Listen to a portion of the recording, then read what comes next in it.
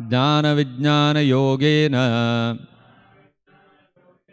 Karmana Muddharan Jataha Hiranyakeshaha Padmakshaha Padmamudra Padambujaha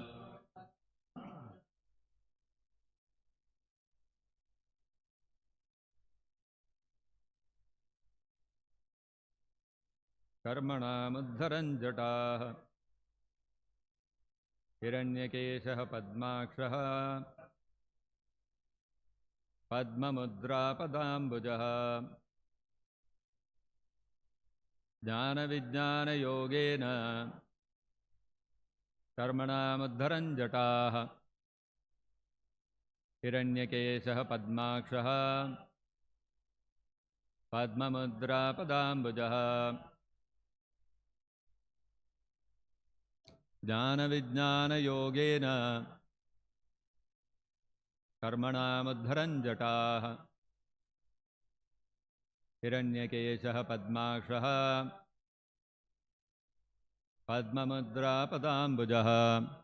Jnana of scriptural knowledge, Vijnana and application, Yogena by means of mystic yoga, Karmana of material actions, Uddharan uprooting, Jataha the roots, Hiranyakeshaha golden hair, Padma Akshaha lotus-eyed, Padma Mudra marked with the sign of the lotus, Pada Ambujaha having lotus feet. Translation and purport by His Divine Grace Srila Prabhupada. By mystic yoga and the practical application of knowledge from the scriptures, Kapila Muni, who is characterized by his golden hair, his eyes just like lotus petals, and his lotus feet, which bear the marks of lotus flowers, will uproot the deep-rooted desire for work in this material world.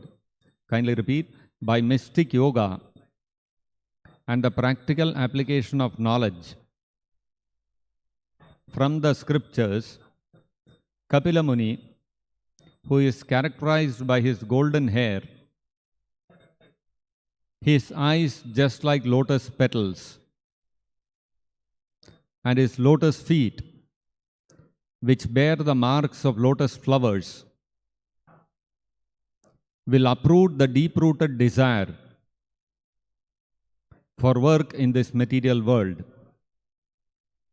Purport by Srila Prabhupada. In this verse, the activities and bodily features of Kapila Muni are very nicely described. The activities of Kapila Muni are forecast herein. He will present the philosophy of Sankhya in such a way that by studying his philosophy, people will be able to uproot the deep-rooted desire for karma, fruitive activities. Everyone in this material world engages in achieving the fruits of his labor. A man tries to be happy by achieving the fruits of his own honest labor, but actually he becomes more and more entangled. One cannot get out of this entanglement unless he has perfect knowledge or devotional service. Those who are trying to get out of the entanglement by speculation are also doing their best. But in the Vedic scriptures, we find that if one has taken to the devotional service of the Lord in Krishna consciousness, he can very easily uproot the deep-rooted desire for fruitive activities. Sankhya philosophy will be broadcast by Kapila Muni for that purpose. His bodily features are also described herein. Jnana does not refer to ordinary research work. Jnana entails receiving knowledge from the scriptures through the spiritual master by disciplic succession. In the modern age, there is a tendency to do research by mental speculation and concoction. But the man who speculates forgets that he himself is subject to the four defects of nature. He is sure to commit mistakes, his senses are imperfect, he is sure to fall into illusion, and he is cheating. Unless one has perfect knowledge from disciplic succession, he simply puts forth some theories of his own creation. Therefore, he is cheating people. Jnana means knowledge received through disciplic succession from the scriptures. and Vijnana means practical application of such knowledge. Kapila Muni's Sankhya system of philosophy is based on Jnana and Vijnana. Thus ends the Bhaktivedanta purport. Om Ajnana Timirandhasya Jnananjana Salakaya Chakshurunmilitam Yena Tasmai Shri Gurave Namaha Namavo Vishnupadaya Krishna Presthaya Bhutale Srimate Bhaktivedanta Swaminiti Namine Namaste Saraswate Deve Gauravani Pracharine Nirvishesha Shunyavadi Paschatya Deshatarine Jaya Shri Krishna Chaitanya Prabhu Nityananda Shri Advaita Gadadhara Shri Vasadi Gaura Bhakta Vrinda Hare Krishna Krishna Krishna Hare Hare Hare Rama Rama Rama Hare Hare Mokam Karoti Vachalam Pangum Langhayate Girim Yat Kripatamaham Mande Sri Gurum Dina Taranam. Srila Prabhupada once recited a nice story about a brahmachari who wanted to read the Bhagavad-gita. So this brahmachari, he was celibate and he wanted to focus on studying the Bhagavad-gita and understanding it. So he had a small hut or kutia, one small, very small hermitage kind of hut where he used to live. So it was a very frugal place of residence. Every day he would sit from morning to evening and he would read the Bhagavad-gita, trying to understand the slokas, trying to understand the meaning, the inner meaning, etc. So he found there that because the residence was very simple and frugal, there was a mouse which used to come in trouble. So he thought that how to solve this problem. The mouse may come and eat the pages of the Bhagavad-gita, so all that should not happen. So how to solve this? So he asked some people what to do, this mouse is coming and troubling. So they told him, you keep one cat. If you keep the cat will eat all the mice. Today you may drive away or kill that mouse or take it out somewhere, but some other mouse will come. So if you have a cat, permanent solution. So he thought it's a good idea. From somewhere he got a cat and he kept it in the house. Now cat drove away the mouse, so he was very happy. So that the problem of the mouse is solved. But now another problem cropped up. This cat, naturally it wanted food. So it kept meowing, it kept crying the whole day. So then he asked some people what to do, the cat is going on meowing. So they said, you have to give milk. Cat requires milk. If you give milk, the cat will become quiet. Now what will he do for milk? He thought, what should I do for milk? They said, you keep a cow. If you have a cow, the cow will give milk, and milk you give to the cat will keep away the mouse. So he thought, very good idea. So from somewhere he got a cow and he kept it in the house and he started feeding the milk of the cow to the cat. And the cat was keeping away the mouse. But after a little while he realized that a lot of time is going in taking care of the cow and milking the cow, feeding the cow, all these kind of things. So what to do? He consulted someone. See, I want to read Bhagavad-gita. Now, this cow has come into the house, so I have to do a lot of maintenance of the cow. I have to feed the cow, I have to bathe the cow, I have to milk the cow. So how to solve this problem? I want to dedicate my time for reading Bhagavad-gita. So somebody suggested, okay, do one thing. If you get married, you have a wife, she will not only take care of the cow, she will also take care of the house, she will take care of you, everything taken care. So excellent idea. We thought, good. And so if wife is there, one more person is there, she will take care of everything. Whole day is free to read Bhagavad-gita. So what he did, he somehow found a suitable alliance and got married. So the wife started taking care of the house. She was milking the cow, bathing the cow, feeding the cow, cleaning the house, and taking care of the cat, keeping away the mouse. Everything was taken care of. This man was very happy. So now I've got more time to read the Bhagavad-gita. So he started spending more time.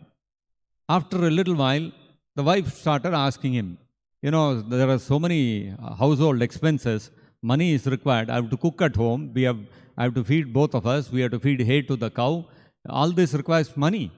So if you simply sit at home and read Bhagavad-gita all day, what will happen? You have to have some source of income also. So this man went and asked someone, what to do now?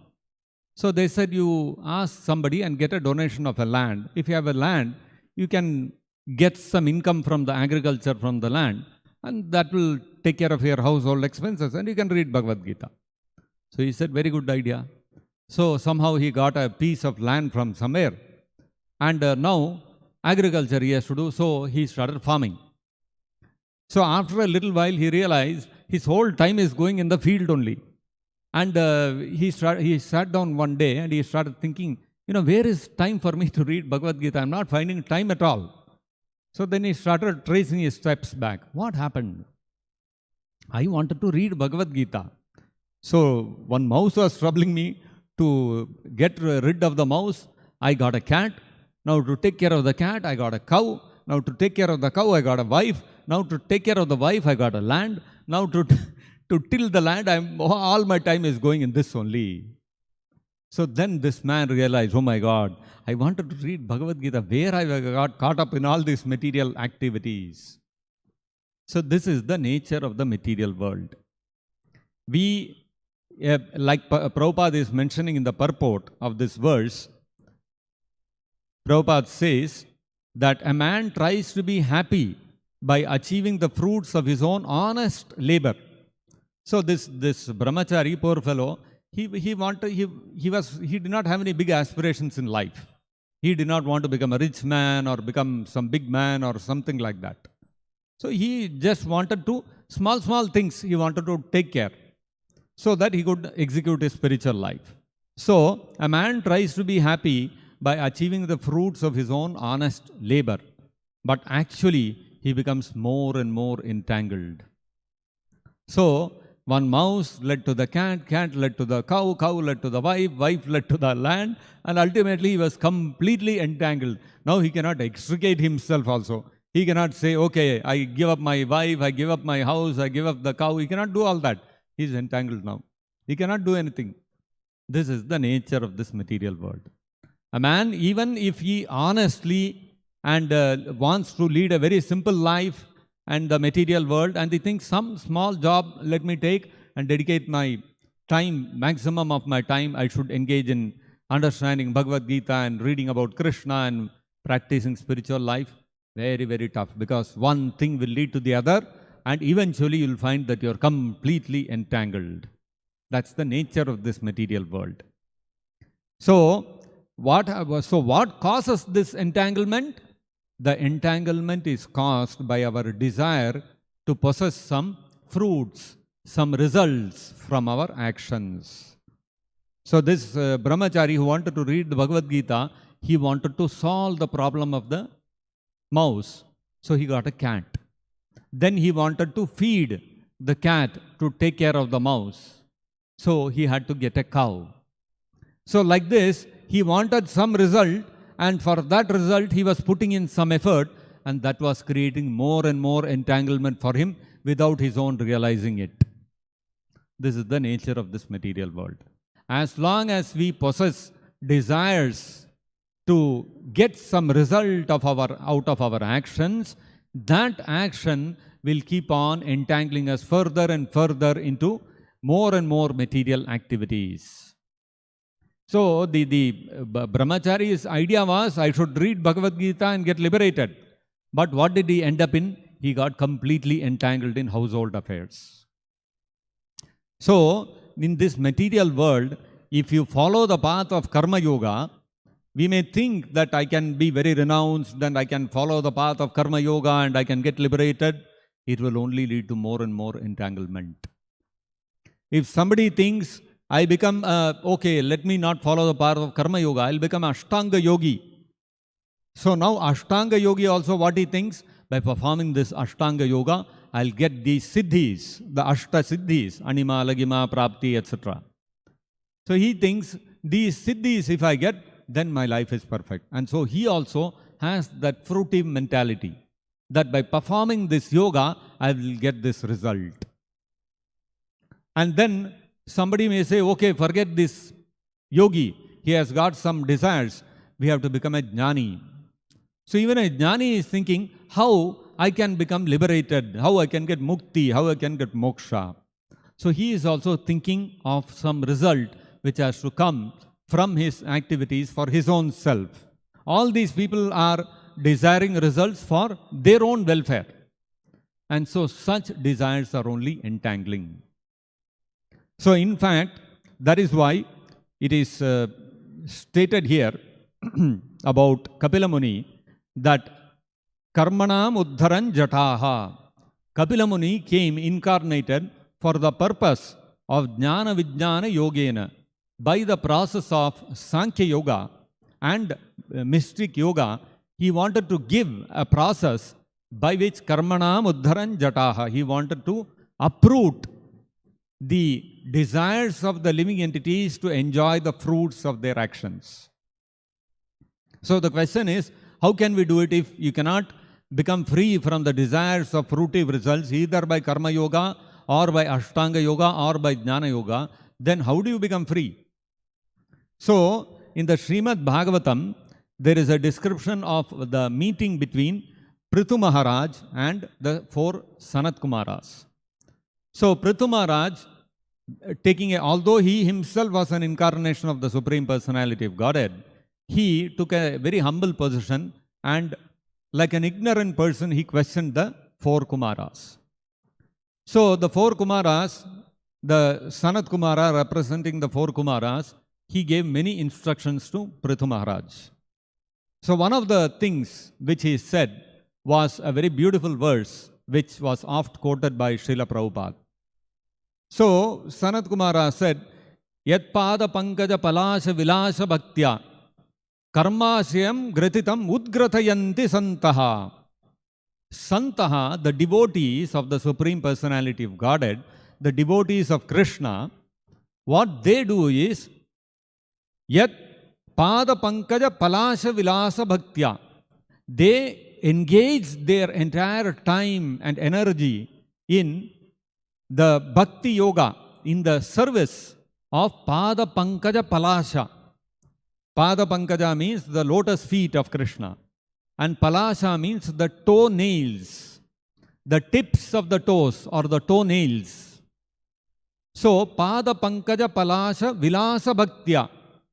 So the Santaha, the devotees of Krishna, they engage their energy, time, intelligence, everything at their disposal in the devotional service of the toenails of the lotus feet of Krishna. And by so doing, what happens? Karmashayam, the karma ashaya, the desire to possess the results of one's activities, karmashayam gratitam, which is a very strong knot in the heart. Neither the karma yogis, nor the jnana yogis, nor the ashtanga yogis are free from this karma ashaya. From all their activities, they want some desire they have to possess something for themselves. Either to possess siddhis, or to become renounced, or to attain mukti or moksha, or to become liberated. So some desire is there for their own selfish interest. So this karmashayam is a gratitam, it's a very strong knot within the heart.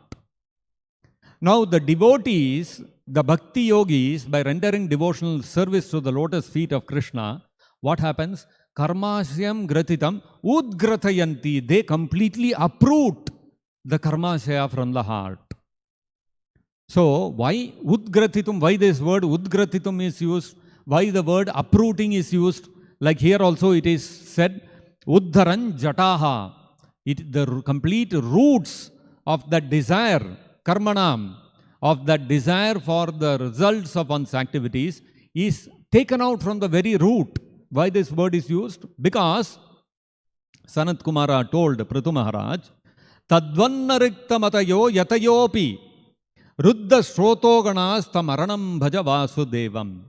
So he told, so although these karma yogis, jnana yogis, ashtanga yogis, all these personalities, they Ruddha Srotoganaha. Srotogana means the senses. We have 5 working senses and we have 5 knowledge acquiring senses. So these senses are constantly impelling us to engage in different kinds of activities in order to enjoy the results of those activities. So Sanat Kumara says, although these Ashtanga yogis, Rikta Matayaha means those who are averse to devotional service. All the spiritualists who are Ashtanga yogis, who are Jnana yogis, who are Karma yogis, they do not take up devotional service to Krishna. Shri Shri Krishna Rukmini Satyabhama ki jai. They are Rikta Matayaha, they are bereft of devotional service, of the feelings of devotional service in their heart to the Supreme Lord Krishna. So Rikta Matayaha, such people whose hearts are bereft of any devotion to Krishna, Ruddha Srotoganaha, they have Yatayaha, by their great endeavor and great effort. What do they do? Ruddha Srotoganaha, they completely negate the actions of the senses. They are able to control their senses completely. When we see such personalities, people generally have great respect for such people. Oh, he has completely controlled his senses. He has become a Swami. We call sannyasis Swamis. Why? Because Swami means he is a Swami, he is a controller of his senses. He has controlled all his senses and therefore he has become a Swami. So, Ruddha Srotoganaha, they may have controlled their senses completely, but Tadvanna Riktamatayaha, they cannot become free from the desire to enjoy the fruits of their actions. They want to enjoy mukti, they want to enjoy siddhis, they want to enjoy the results of their duty, performance of their duties. So, none of the karma yogis, jnana yogis, ashtanga yogis, they can become free from the karmasayam gratitam. They can become free from the desire to enjoy the results of their activities. Unlike the devotees who have uprooted completely the entire the propensity to enjoy the fruits of the actions. That is why here it is mentioned about Kapila Deva, Karmanam Uddharan Jataha. And Sanat Kumara used the word Karmasayam Gratitam Udgrathayanti. Means if you have a tree, if you cut the tree, if you cut off the trunks and the branches and all that, but you leave the root, then what will happen is, it may seem that the tree is cut off, the tree is gone. But as long as the roots are there in the ground, after some time, slowly it will start sprouting and again the tree will start growing.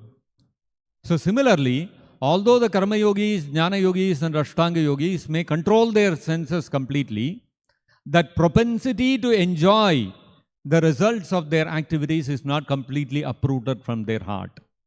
So, when a situation arises, when there is a good opportunity for sense gratification, again that desire, karmasaya, will again sprout within the heart. We have seen many examples in the Vedic literature of such instances. Vishwamitra Muni, he had completely controlled his senses and he was engaged in deep meditation for several years. But the moment he heard an apsara's tinkling of her ankle bells, everything finished. So although he was controlling his senses, when the opportunity came, again the desire to enjoy the senses came out. Similarly, Saubhari Muni also. Saubhari Muni went deep into the ocean and he was meditating there so that no apsara can come and disturb his meditation. But there also, what happened? Even though his eyes were closed and he was deep in meditation, 2 fishes were copulating. And he sensed that something is going on and he opened his eyes, finished. All his control of his senses over. He came out of the water, went to the king and asked for the hands of the daughters of the king, and how many? 50 of them or something like that. He married all the princesses. So you can see, when we look at these jnanis and yogis, we may think, oh, they are great swamis, they have controlled their senses. They might have controlled their senses, ruddha sroto ganaha, but that udgratayanti has not happened. The roots of the desire for enjoyment of the fruits of one's actions continues to exist within the hearts of such yogis. And therefore, at the first opportunity, it will come out, and again the person will engage in material sense gratificatory activities. So therefore, the only way we can uproot completely, if you take out the tree with the root, if you cut off the root and take out the root itself of the tree from the ground, then there is no question of the tree again sprouting and coming out. If he simply cut the trunk and leave the root inside, externally it might look like the tree is finished. But when a little favorable condition is there, again it will start sprouting. Similarly, although externally one might have controlled the senses, if one is not engaged, pada pankaja vilasa bhaktya, pada pankaja palasa vilasa bhaktya, if one is not engaged in the devotional service of the toenails of the lotus feet of Supreme Lord Krishna, what will happen is that a desire to enjoy the fruits of one's actions will remain within the heart. So, and when that desire comes out, when the desire will arise again within the heart, although the yogis might have practiced controlling their senses for even thousands of years, what will happen is those desires will come forth like the waves of a river. When a river is in spate, when a river is flooding, is it possible to control its waves? It is not possible. We may have a dam to check the flow of the water of the river, but when the flood comes, even the dam, you have to open the dam and let all the water out. Otherwise, the dam itself will burst. So even a dam cannot hold the waters, the waves of a river when it is in spate. So like the unstoppable waves of a river in spate, the desire for enjoying the fruits of one's actions will arise in the heart of even a yogi who has controlled his senses. Then what happens? He will get swept away by the waves of that river. Now the example is given, but in the case of the devotees, what happens is they are immersed in enjoying the nectar of the ocean of the devotional service of the lotus feet of Krishna. So when every river has to ultimately come and join an ocean. And when the river comes to the ocean, and even if the river is in spate, the waves of the river, unstoppable waves of the river are flowing towards the ocean. Now when the ocean's waves rise up, then the river's waves have no meaning. The ocean's waves will push back the river itself. Because the ocean, the quantum of water in the ocean is so high, the water from the rivers are of no significance. It's like a small drop of water in front of the ocean. So, the ocean of the desire of the devotee to render a devotional service to Krishna is so powerful that the desires of the senses get overflooded by this desire to serve Krishna. A devotee is always desiring and making plans how to serve Krishna, how to please him. And that ocean and that waves of that desire to serve Krishna are like the waves of an ocean which can engulf even the waves of a river. So, as long as a devotee is engaged in deeply desiring the service of the lotus feet of Krishna, and he is making constant plans how to serve Krishna, how to please him, how to spread the message of the Bhagavad-gita and the Bhagavatam, then the waves of the river of the desires of the senses cannot affect him. And therefore, karma sem gratitam udgratayanti santaha. From the very root, the desire to enjoy the senses is taken away. So this is the power of bhakti, this is the power of devotional service. And therefore, whenever the Supreme Lord descends, whenever he incarnates, he wants to engage the conditioned living entities in devotional service, in bhakti yoga, so that the jivas can uproot completely the desire to enjoy the senses within their hearts, and they can go back to Godhead and never to come back again to this material world. And that is why Krishna also in the Bhagavad-gita goes on stressing to Arjuna again and again to engage in devotional service, bhakti yoga. And here also, Kapila Muni also, when he came, he gave a system by which our jnani or an Ashtanga yogi can dovetail his propensity of engaging in Jnana yoga or Ashtanga yoga in bhakti yoga, in the devotional service of Krishna. And by doing that, what will happen? Karmana muddharan jataha.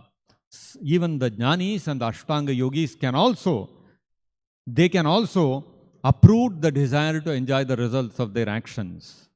But they can do so only when they mix their jnana and Ashtanga yoga with bhakti yoga. Simply practicing jnana yoga and Ashtanga yoga cannot uproot the desires for enjoyment within this material world. It is only when whether it is karma yoga, jnana yoga or Ashtanga yoga, when it is dovetailed, when it is combined with bhakti yoga, that it can actually give the result of liberating one from this material world and from the desire to enjoy the fruits of one's actions.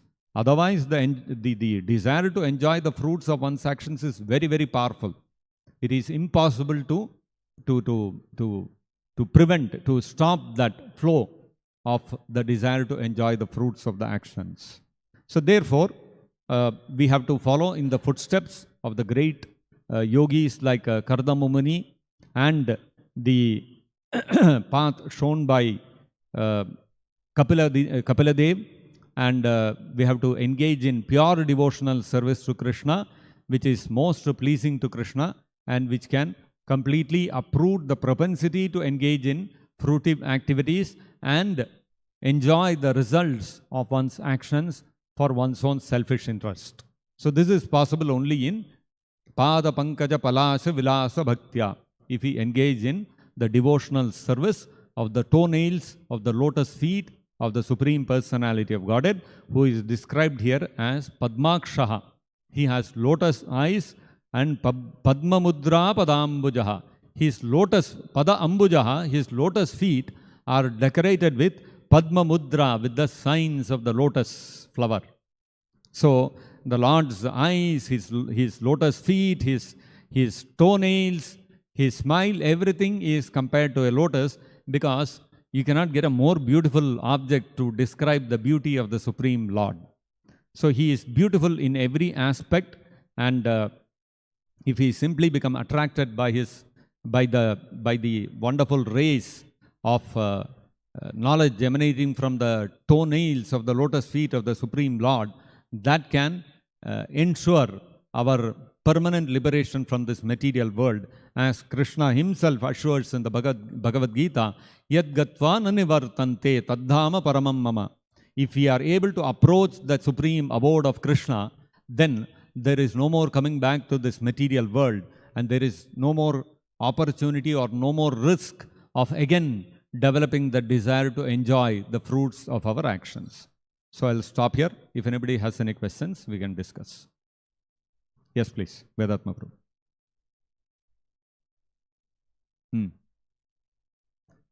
Can you speak into the mic, please? In Bhagavatam, Parikshit Maharaj inquires about how people can come out of sinful activities. Yes. Then Sukadeva Goswami goes on explaining some procedures. Yeah. And Parikshit is Kunjara Socha or like that. So this is talking about Vikarma, or how to come out of Vikarma. So you are talking about how basically, you see, there is one aspect of trying to enjoy the fruits of one's actions. So this desire is very strongly within the heart of the living entity. Now the living entity may choose to satisfy his desires to enjoy the fruits of his actions either through punya karma or papa karma. So the living entity when even if he engages in punya karma to enjoy the fruits of his actions, that will also keep entangling him further and further in this material world. But at least if you engage in punya karma, you may remain in satoguna, and there is a chance that you can understand Vedic literature and you can liberate yourself. But if you engage in sinful activities to fulfill your desires, then what will happen? You will fall deeper and deeper into that cesspool of sinful activities, and one may degrade even into lower animal forms. Then the opportunity that is available in the human form of life to become liberated, even that is lost. So ultimately nature of this material world is, even though one may commit one may always be engaged in punya karma, still somewhere some sinful activity will happen. Just like the story of King Riga. Riga was engaged in so much pious activity, but still one mistake he did, because of which he had to suffer as a lizard for thousands of years.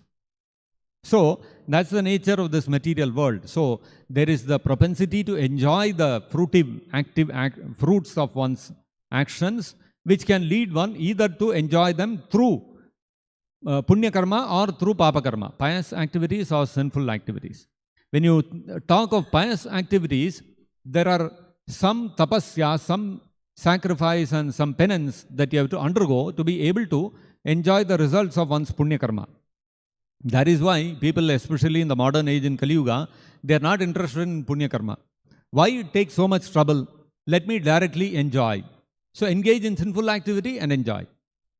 So one may take an honest profession and one may earn money, or one may steal and one may earn money. Both ways to earn money. So if you have to steal money and earn, it is easier than honestly working and earning money. So a person may think, why I have to struggle so much to earn money? Let me steal and earn money. It's far easier.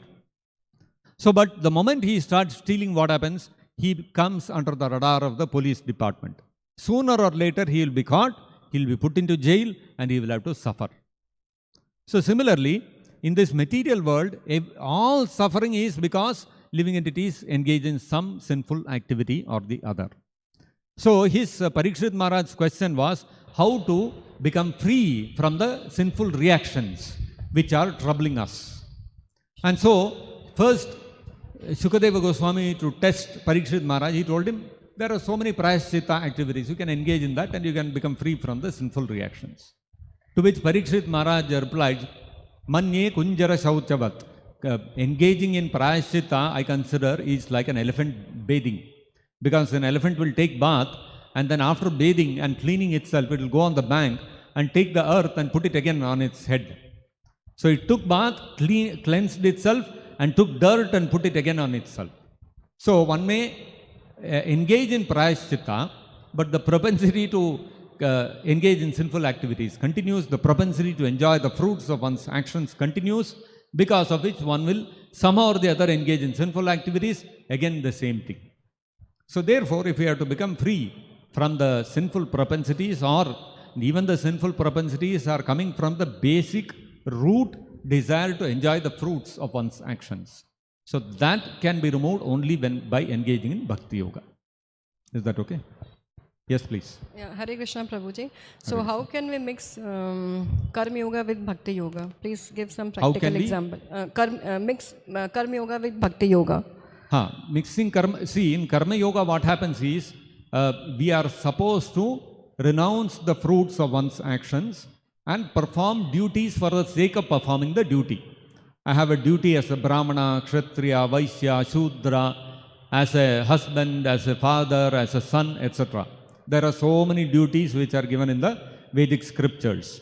So I perform those duties without any desire to enjoy the fruits of those activities. So I renounce the fruits of those actions and just interested in performing the duty. So that is Karma Yoga.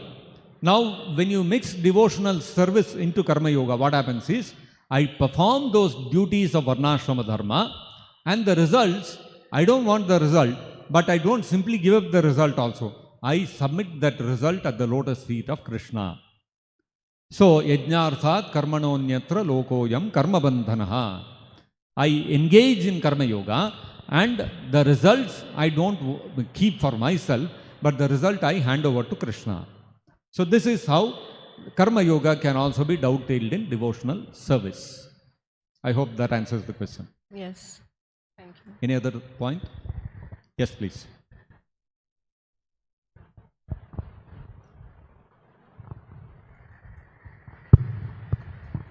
Hare Krishna. This Hare is a philosophical question. Are the fates pre-written or post-written? I'm sorry, I didn't get that. Are the fates of humans are pre-written or post-written?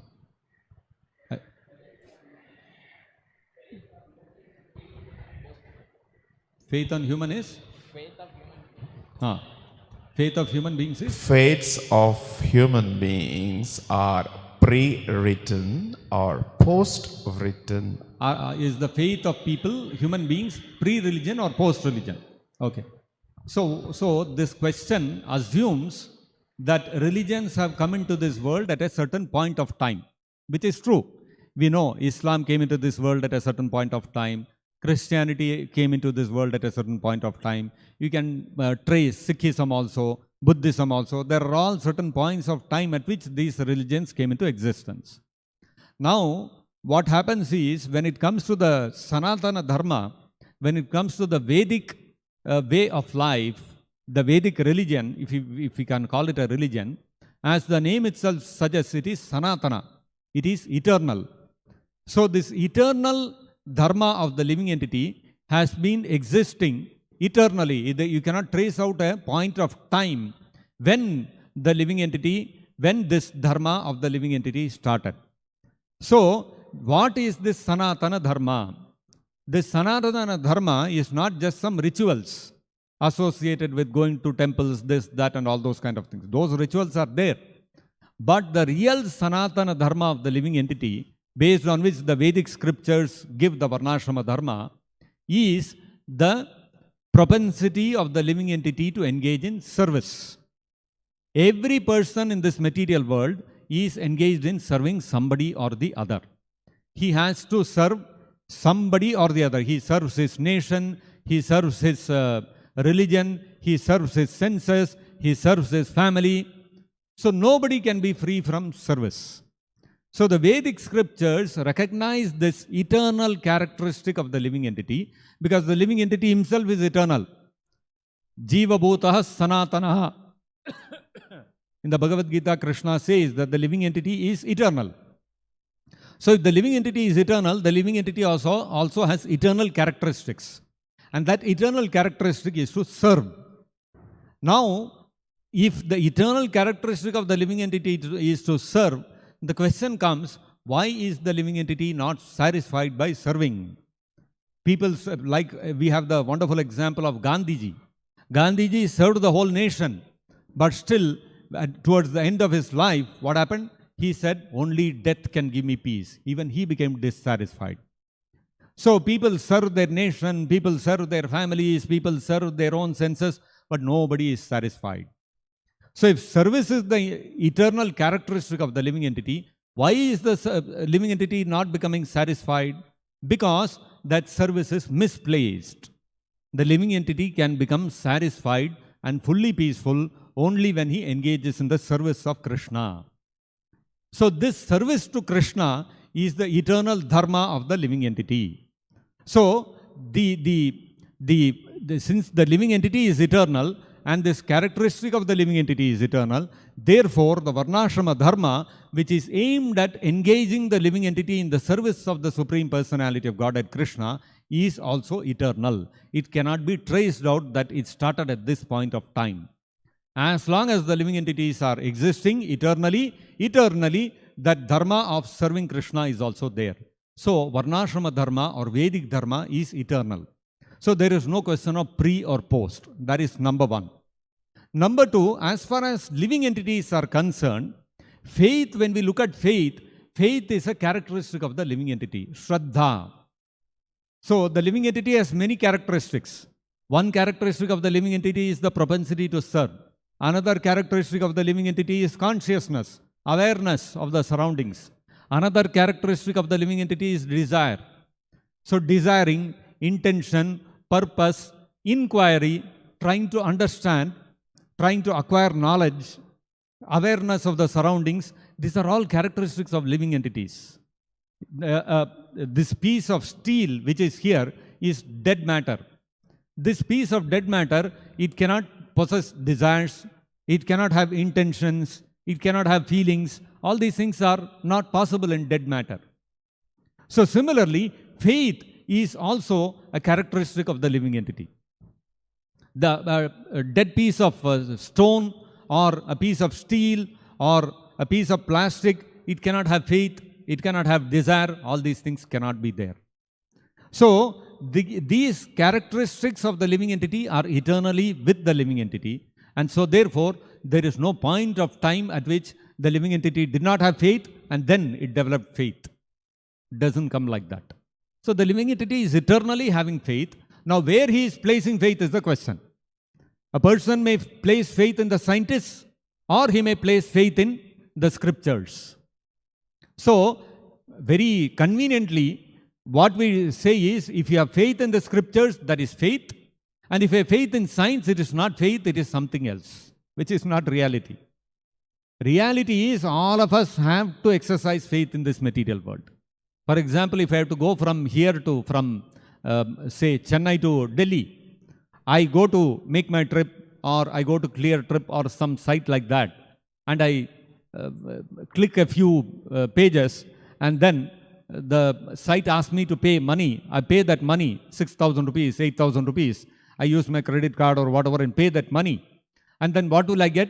I'll get one small e-paper. I don't even get a physical paper. I just get an email, a PDF file saying that this is your ticket from Chennai to Delhi. So the moment you receive that email, my ticket is booked. We become very confident. Now with this, on this date, I go to the airport, I can get into the flight and I'll reach Delhi. So we have so much faith in that website through whom we are booking. So when we go there, we go to the counter very confidently, with full faith, we show that, on our mobile. What is that? It is not even paper. Nothing is there. It's just on your mobile. You are showing that very confidently with full faith. This will take me to Delhi. So you see, without that faith, you cannot survive in this world. So everywhere, at every step of life, if you want to study science also, you have to have faith. You have to have faith in the science textbooks which you are studying. You have to have faith in the professor who is teaching you. Unless you place faith, even science you cannot study. You cannot acquire scientific knowledge also. And scientists who are doing research, they are placing faith in their senses, in their intelligence. What I am able to see with my eyes, hear with my ears, taste with my tongue, smell with my nose, what I can touch with my skin. These are the only 5 objects which I can perceive about this material world. And whatever I gain from these senses, I think, yes, I have faith in this. That is what scientists are doing. They are putting their entire faith in their senses. So faith is prevalent everywhere. It is ubiquitous. It is there everywhere, in every walk of life. So it's not just scriptures alone where you have to place faith. Even in science, you have to have faith in certain things. The process of acquiring knowledge is like that. Any knowledge you want to acquire, you have to have faith. So the faith is in what? It's not blind faith. That faith has to be based on discrimination, whether the source of my knowledge is authorized or not. It's not blind faith. When we place faith in science, why do we place faith? Because we are studying from authorized science textbooks. Therefore, we have faith that that knowledge is correct. Similarly, when I am going and booking my flight ticket, I am going and booking in authorized booking site. I am not going to some sabji wala and giving him 6,000 rupees and telling him, give me a flight ticket, right? I will not do that. Only a foolish man will do that. So, because everybody knows that a sabji wala is selling potatoes and aloo. He is not authorized to sell flight tickets. So I cannot get a authorized proper flight ticket from him. Whereas when I go to a site like Make My Trip or Clear Trip or whatever, I know that it is authorized to sell the flight tickets, and so therefore I have faith in that. So faith has to be based on discrimination about the source of knowledge. Similarly, the Vedic knowledge also, the knowledge about the spirit soul, the knowledge about the Supreme Personality of Godhead, has to be obtained with faith in the source of that transcendental knowledge. So we have faith in the Guru Parampara. There are 4 Paramparas for transmitting transcendental knowledge. So as long as that knowledge is coming from one of the 4 Paramparas, we have faith that this knowledge is accurate. So even what Bhagavad-gita and Bhagavatam is giving is also knowledge. It is not some blind belief. Even Bhagavad-gita and Bhagavatam does not demand blind faith. Krishna says in the 4th chapter of the Bhagavad-gita, Evam parampara praptam imam rajarsho viduhu. Krishna told Arjuna, the way you have to receive this knowledge is have faith in the parampara system. Krishna did not tell Arjuna, Arjuna, I am telling, simply listen to what I am saying, don't ask any question. He did not say that. Krishna encouraged Arjuna to ask questions, and he gave knowledge from the parampara and told Arjuna, these questions you have to ask from a proper Guru Shishya parampara and obtain this knowledge. So there is a way to exercise faith also. Faith is an eternal characteristic of the living entity. Faith is something which you possess, which a living entity possesses. Dead matter cannot possess. So neither the Sanatana Dharma, neither Varnashrama Dharma, nor the aspect of faith are created at any point of time. They have been existing since time immemorial. So faith in that Varnashrama Dharma is eternal, and it is neither post nor pre. So that is how we have to understand. But when it comes to all other religions, they have all come up at some point of time or the other for various reasons. And so therefore they will have a certain point of time in which people started having faith in them. And so we can say that it is post-religion. But in the case of Sanatana Dharma, there is no such pre or post, it is eternal. That's how we understand. Is that okay? Thank you. We'll stop here. Grantharaj Srimad-Bhagavatam ki jai, Jagat Guru Srila Prabhupada ki jai, Nitai Gaur Premanande Hari Hari Bol.